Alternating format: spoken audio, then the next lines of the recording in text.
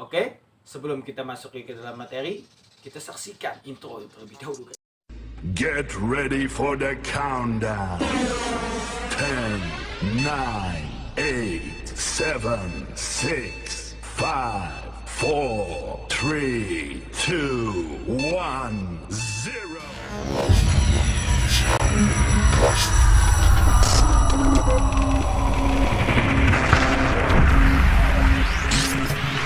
Your guide. Let's go. We live in the fast lane, no time for the slow-mo. Space 8 back on the map, black reload. Come again, gotta score high like I did in the last game. We live in the fast lane, no time for the slow-mo. Know my logo, shoot 'em up quick, you know how we do it. Assalamualaikum warahmatullahi wabarakatuh. Baiklah, video ini dibuat untuk memenuhi tugas mata kuliah Statistik Pendidikan oleh dosen pengampu mata kuliah Ibu Asih Utami SPD MPD. Baiklah, di sini saya mengambil sebuah materi tentang uji validitas dan uji reliabilitas. Sebelum kita memasuki ke dalam materi, terlebih dahulu saya akan memperkenalkan diri. Perkenalkan, nama saya Muhammad Hafiz Ansari, NIM 2030 2021 2065. Baiklah, langsung saja kita masuk ke dalam materi pertama, yaitu tentang pengertian uji validitas dan reliabilitas. Baiklah, validitas adalah untuk melihat apakah definisi operasional telah benar-benar mengukur atau sesuai dengan definisi konseptual. Dengan kata lain, validitas berkenaan dengan tingkat kesesuaian antara definisi konseptual dan definisi operasional dari variabel. Yang kedua, reliabilitas adalah pengujian alat ukur yang bertujuan untuk melihat stabilitas dan konsistensi dari suatu definisi operasional. Suatu alat ukur dikatakan reliable jika kita selalu mendapatkan hasil yang tetap, sama dari pengukur gejala yang sama, meski dilakukan pada waktu yang berbeda-beda. 3 jenis reliabilitas yaitu stability reliability, representative reliability, equivalence reliability. Yang ketiga, uji validitas dan reliabilitas adalah merupakan proses audit terhadap instrumen penelitian, angket, kuesioner sebelum go public. Audit yang dimaksud di sini bersifat antisipasi, preventif bukan evaluatif seperti lazimnya. Pengertian audit di dunia keuangan, kualitas hasil riset salah satunya ditentukan oleh faktor uji validitas dan reliabilitas. Validitas atau kesahihan menunjukkan pada kemampuan suatu instrumen alat ukur mengukur apa yang harus diukur. Seseorang yang ingin mengukur tinggi harus memakai meteran. Mengukur berat dengan timbangan, meteran timbangan merupakan alat ukur yang valid dalam kasus tersebut. Dalam sebuah penelitian yang melibatkan variabel, konsep yang tidak bisa diukur secara langsung, masalah validitas menjadi tidak sederhana. Di dalamnya juga menyangkut penjabaran konsep dari tingkat teoritis sampai tingkat empiris. Namun, bagaimana tindakan sederhananya? Suatu instrumen penelitian harus valid agar hasilnya dapat dipercaya. Baiklah, selanjutnya kita masuk dalam jenis-jenis validitas. Jenis-jenis validitas yaitu yang pertama ada validitas rupa, yang kedua ada validitas isi, yang ketiga ada validitas kriteria, yang keempat ada validitas konstruk. Baiklah, di sini saya akan mendefinisikan jenis-jenis dari 4 validitas tersebut. Yang pertama, validitas rupa adalah validitas yang menunjukkan apakah alat ukur pengukur instrumen penelitian dari segi rupanya nampak mengukur apa yang ingin diukur. Validitas ini lebih memacu pada bentuk dan penampilan instrumen. Menurut Jamaluddin Ancok, validitas rupa amat penting dalam pengukuran kemampuan individu, seperti pengukuran kejujuran, kecerdasan, bakat, dan keterampilan. Yang kedua, validitas isi. Validitas isi berkaitan dengan kemampuan suatu instrumen mengukur isi yang harus diukur. Ini berarti bahwa suatu alat ukur mampu mengungkap isi suatu konsep atau variabel yang hendak diukur. Misalnya, tes bidang studi IPS harus mampu mengungkap isi bidang studi tersebut. Pengukuran motivasi harus mampu mengukur seluruh aspek yang berkaitan dengan konsep motivasi, dan demikian juga untuk hal-hal lainnya. Menurut Kenneth Hopkins, penentuan validitas isi terutama berkaitan dengan proses analisis logis. Dengan dasar ini, dia berpendapat bahwa validitas isi berbeda dengan validitas rupa yang kurang menggunakan analisis logis yang sistematis. Lebih lanjut, dia menyatakan bahwa sebuah instrumen yang punya validitas isi biasanya juga mempunyai validitas rupa, sedang keadaan sebaliknya belum tentu benar. Yang ketiga ada validitas kriteria, adalah validitas suatu instrumen dengan membandingkan dengan instrumen pengukuran lainnya yang sudah valid dan reliable dengan cara mengkorelasikan. Bila korelasi signifikan, maka instrumen tersebut mempunyai validitas kriteria. Terdapat dua bentuk validitas kriteria, yaitu validitas konkuren, validitas ramalan. Validitas konkuren adalah kemampuan satu instrumen pengukuran untuk mengukur gejala tertentu pada saat sekarang, kemudian dibandingkan dengan instrumen pengukuran lain untuk konstruk yang sama.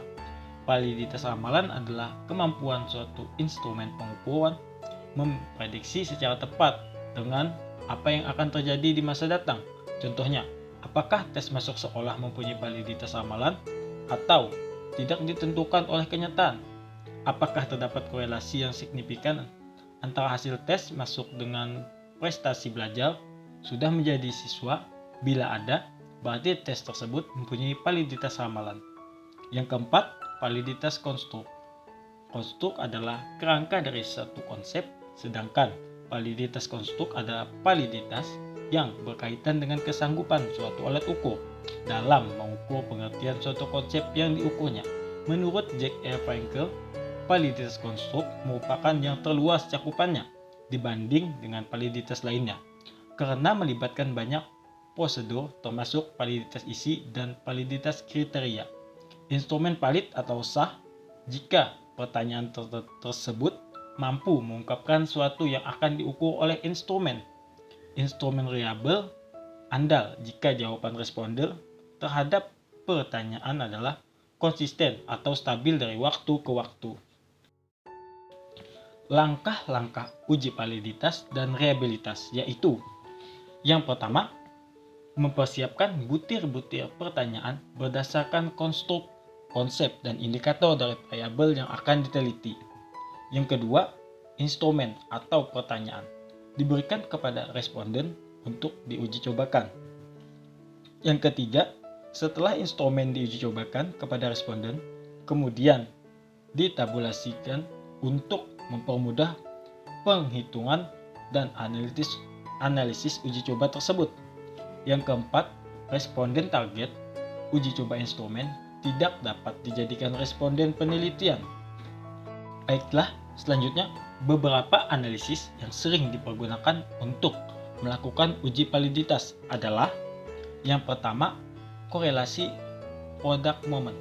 Yang kedua, correlated item to total correlation. Yang ketiga ada analisis faktor. Beberapa analisis yang sering dipergunakan untuk melakukan uji validitas adalah korelasi product moment. Item butir dinyatakan valid jika mempunyai korelasi dengan skor total atau R hitung di atas R tabel. Perhitungan dengan SPSS menggunakan analisis korelasi bivariate pilihan Pearson. Pindahkan data jawaban pada masing-masing butir dan skor total dari kiri ke kanan. Hasilnya pada output ikat tabel yang paling kanan. Yang kedua, correlated item to total correlation adalah dengan mengkoreksi nilai R hitung karena adanya spurious overlap. Perhitungan dengan SPSS menggunakan analisis scale reliability analysis. Pindahkan jawaban responden pada masing-masing butir tanpa skor total dari kiri ke kanan. Pilihan statistik, klik pada scale if item delete. Oke. Selanjutnya oke.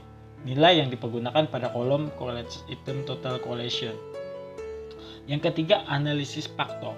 Item yang valid akan mengelompok pada konstruk yang diukur. Analisis dengan SPSS menggunakan analisis, selanjutnya data reduction, selanjutnya faktor analisis, lalu masukkan semua jawaban responden. item pertanyaan yang tidak mengelompok dinyatakan tidak valid. Adapun langkah-langkah melakukan uji validitas adalah: yang pertama, tentukan koefisien korelasi rank Spearman dengan cara sebagai berikut. Apabila item yang dihadapi berbentuk skala ordinal atau skala sikap, maka nilai korelasi rank Spearman pada item ke I adalah rumus di atas digunakan apabila tidak terdapat data kembar. Jika terdapat banyak data kembar, maka digunakan rumus berikut, di mana Rx sama dengan ranking nilai X, Ry sama dengan ranking nilai Y. Yang kedua, bandingkan nilai koefisien korelasi rank Spearman atau RS dengan nilai korelasi rank Spearman dalam tabel R atau R tabel, atau bandingkan nilai p-value atau sig pada koefisien korelasi rank Spearman atau RS dengan taraf nyata. Yang ketiga, jika RS lebih dari R tabel atau e-value kurang dari R table, maka item tersebut valid dan dapat dijadikan sebagai indikator terhadap dimensi atau variabel tersebut. Selanjutnya, reliabilitas artinya adalah tingkat kepercayaan hasil suatu pengukuran. Pengukuran yang memiliki reliabilitas tinggi yaitu pengukuran yang mampu memberikan hasil ukur yang terpercaya atau reliable. Reliabilitas merupakan salah satu ciri atau karakter utama instrumen pengukuran yang baik. Kadang-kadang reliabilitas disebut juga sebagai keterpercayaan, keterandalan, keajengan, konsistensi, kestabilan, dan sebagainya. Namun ide pokok dalam konsep reliabilitas adalah sejauh mana hasil suatu pengukuran dapat dipercaya.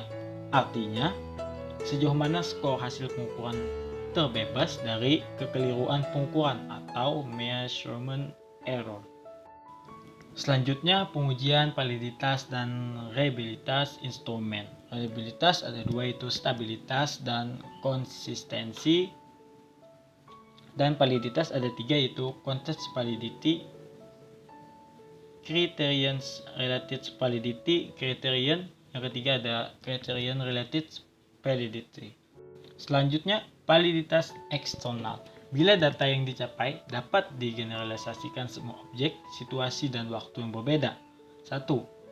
Pemilihan sampel yang tidak bias. Yang kedua ada jumlah sampel besar. Yang ketiga ada melibatkan banyak situasi. Yang keempat, periode waktu yang relatif panjang.